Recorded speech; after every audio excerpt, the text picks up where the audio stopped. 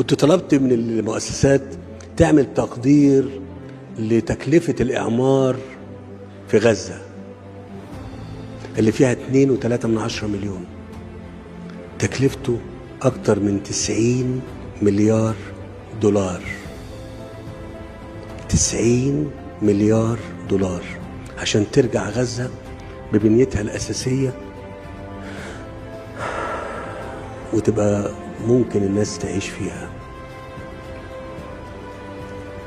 كان ممكن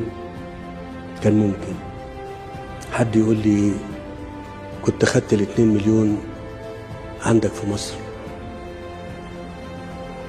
في سينا، يعني ما الأرض كبيرة يعني. أنا بقول لكم كلكم والأمور هتتحل يعني، والأمور إيه هتتحل. بقى اللي انتوا شايفين دمهم دول ممكن ناخدهم ولا ايه؟